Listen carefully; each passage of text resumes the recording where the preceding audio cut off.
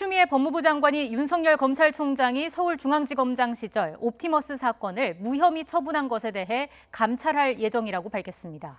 이와 더불어 문재인 대통령으로부터 임기를 보장받았다는 윤 총장의 발언 부적절하다고 지적했습니다. 취재기자 연결해서 자세한 내용 알아보겠습니다. 한현희 기자. 네, 국회입니다. 네, 추 장관이 윤 총장을 감찰하겠다는 발언 어떤 맥락에서 나온 겁니까? 네, 윤석열 검찰총장이 서울중앙지검장으로 있었던 지난 2018년 서울중앙지검은 옵티머스 사건에 대해서 무혐의 처분을 내렸는데요.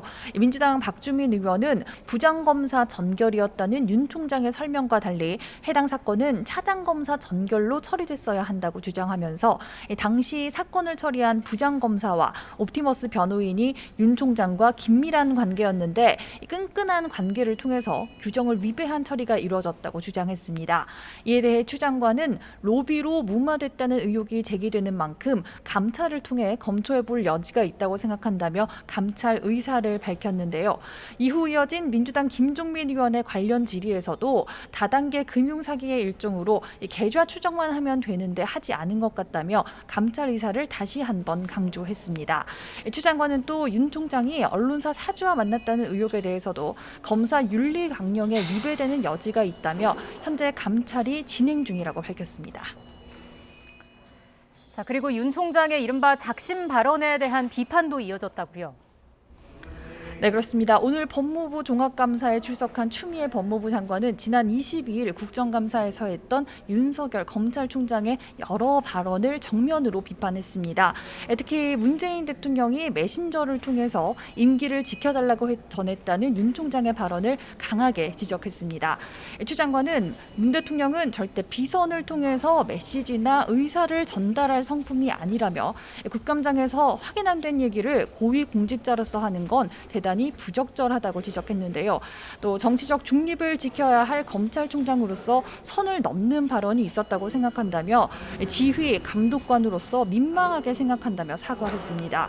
이와 더불어 퇴임 후 사회와 국민을 위해 어떻게 봉사할지 생각해보겠다며 정계 진출 여지를 남긴 윤 총장 발언에 대해서도 지휘 감독권자로서 의견을 피력하지 않을 수 없다면서 검찰총장은 내일 당장 정치를 하는 한이 있더라도 정치할 생각이 없다고 함으로써 조직의 안정을 지키는 막중한 지위에 있다고 지적했습니다.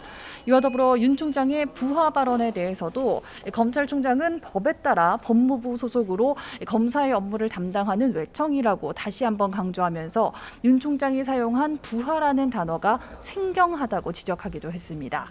또 금융범죄자의 옥중 편지 하나로 수사 지휘권을 발동한 것은 부적절한 것이 아니냐는 지적에 대해서는 중상모략이 아니라 많은 증거를 확보해서 수사를 의뢰했고 일부는 사실로 드러나고 있다고 강조했는데요.